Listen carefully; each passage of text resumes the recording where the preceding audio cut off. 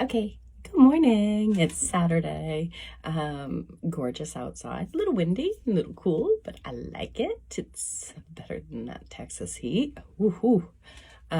Although I do miss Texas. Love the peeps there. Anyways, totally in love with that mirror I found too. Yay.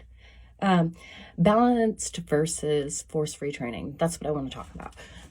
Whenever I hear the word versus, that is a line that is drawn, and that line is basically a big, I don't know. I think that line's built on fear. I think it's built on fear on both sides. And I want to get rid of that line for myself.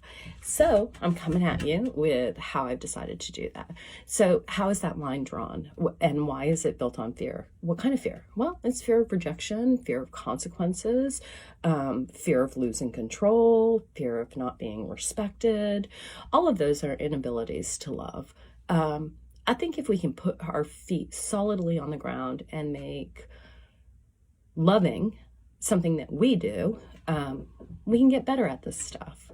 And that's what I want to do. So anyways, I'm here to say that going from a balance to a force-free, but I don't actually have a line, so I'm just who I am. So it is what it is. I don't know everything. Sometimes I don't know anything. Sometimes I know something. And I know something about different things than maybe you know something about. So anyways, quote unquote, force-free trainers, say no all the time. They don't come out and say that they say no because they might not be aware of the fact that they're saying no, but they have these wonderful skills that I've discovered because when I was going from balanced, I was like, oh my God, how am I going to get the dog to not do something? So some of the first things that I looked at were these things that I'm going to explain to you, and they're wonderful skills. They're tools, and they go right along the lines of what dogs already know about, which is variance. You know, they increase their intensity based on how much it's needed, and they lower their intensity based on how much that's needed. So that's what I love about dogs. Dogs are great. And I think on either side of it, we really can say that we're all coming at it from a love of dogs. So here's how they say no. They'll do, when the dog doesn't get something right, they'll back it up to what the dog knows.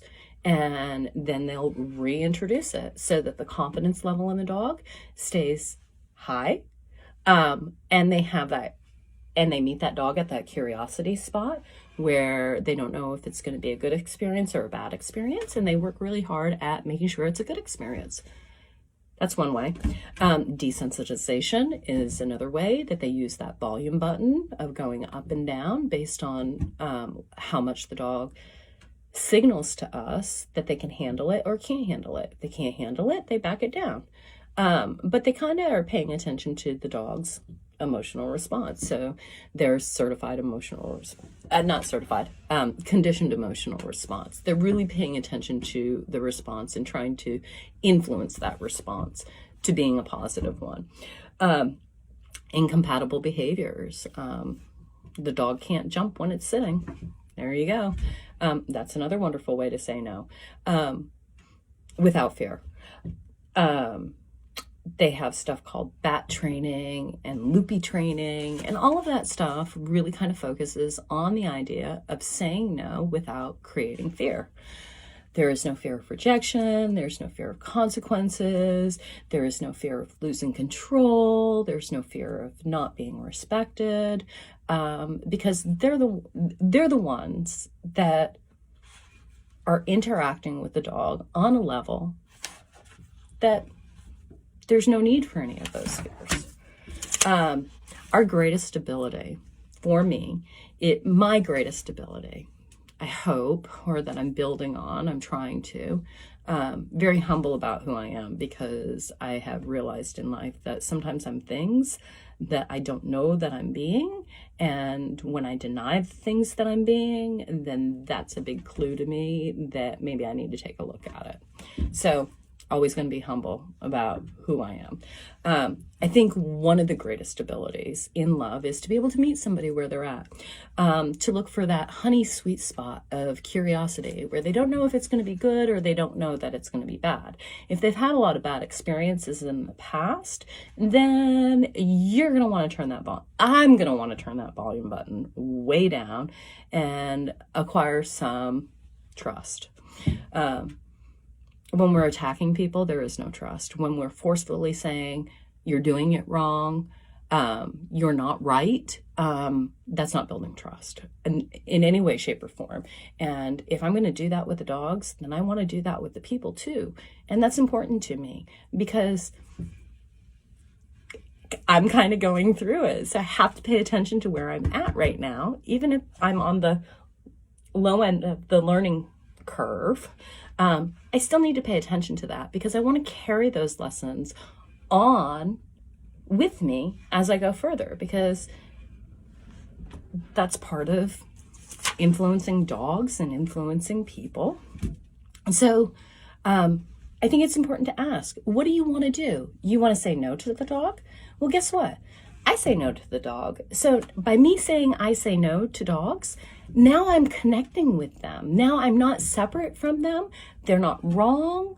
I'm willing to step into their space and say, okay, where are you at? What are you trying to do? These are some things that I know. Maybe this could work. Let's try this. Let's try that. Now, all of a sudden, it's a learning process, and it's no longer about being right or being wrong. It's about being able to share fabulous skills of being able to say no in a way that doesn't create a lot of those fears. So if we can do that with dogs, then if I'm trying to do that with dogs, I need to focus this on me. If I'm trying to do that with dogs, then I definitely want to do that with people too. I want to be a non-judgmental space. I want to be able to make my own decisions about how I'm doing things and be respected for it, but I don't want to force those beliefs onto somebody else, especially if they're not ready to hear them. So you have to give it freely. You kind of take it or leave it, but in giving it freely, it doesn't have to be forceful. And that's what I don't want to be. There will probably be some times where I will forcefully stand my own ground, but I'm not going to grab onto somebody's arm and yank them into my space. It's not worth it. If I expose my weaknesses, yep, I say no, and this is the way that I do it, then there's an opportunity to connect. I have to wait until the learner is ready. They can't be tense. I don't care if it's a dog or a person. They can't be tense or fearful about what I'm presenting, because if they are, they can't learn it. So I want to be soft. And I want to get rid of that line. That line doesn't exist. Even though I felt it really does with a lot of people. So this is the bottom line for me. I want to be very, very mindful of the fears that I'm creating for other people. And I want to be able to confront those fears in a way that I'm good with, and be able to do it on a volume button of, if they're afraid, I want to come softly. I want to build trust. I want to build respect between those communities. If I'm doing any kind of behavior that is not building that trust and not building that respect between both sides, then I'm not practicing what I want to do with dogs on people too. I'm not taking every opportunity to learn those lessons and learn them well. I'm not practicing. I'm not doing the behavior over and over again. And this is the wonderful thing about both sides, is we have that opportunity to do that variance thing, and we have practice space. I mean, so anyways, I also want to operate from a level of so much honesty that I'm not perfect.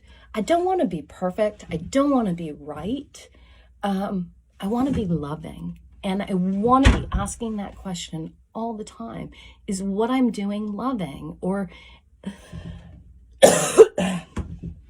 is it not? Is it loving, or is it hurting? And it matters for everyone that's involved. Hey, Buggy, what is it? Hey, can you let it go? Come here. Neat. Yeah, good job. Thank you. My watchdog. I think there's a squirrel outside, or a person. So I want to be calm making my mistakes. I want to be okay making mistakes, and know that I can go back and get comfortable with how to say no in a different way. And I'm not losing the information that I know.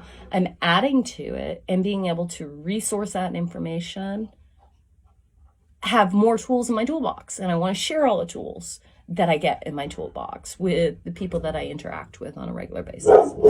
So real people don't need to force their beliefs on others, because they understand how powerful being real is. So I want to be that honest about where I'm at and what I'm doing.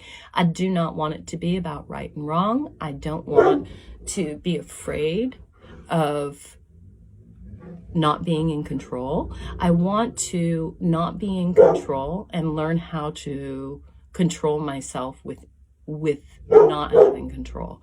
And I find that effective. I think that is taking that versus line and bringing it together. So if you're using control in your need to be right, then I would really encourage you to let go, be wrong, and find a way of being comfortable being wrong without feeling like you're losing control. Because the moment that you can admit your weakness is that exact moment that you become real. And when you're real, that's when you make that connection. When you take responsibility for everything that you are, you can make a difference with that. And I really believe that. And when I sit back and I think, I'm done thinking about this, I've found my solution. And there will probably be some other skills and other tools that pop up. But for now, that's where I stand on this little war of balanced versus force-free. If you're going to attack them, I am paying attention, and that is something that I don't want to do, because I have never really seen a positive outcome from somebody trying to be right when a learner is not ready to learn. Doesn't work with dogs, and it doesn't work with people. Just me. Anyways, yeah. So how do you handle the little wars in your life about right and wrong? That's where I'm going with it. Yeah. Anyways, love you guys. Enjoy your Saturday.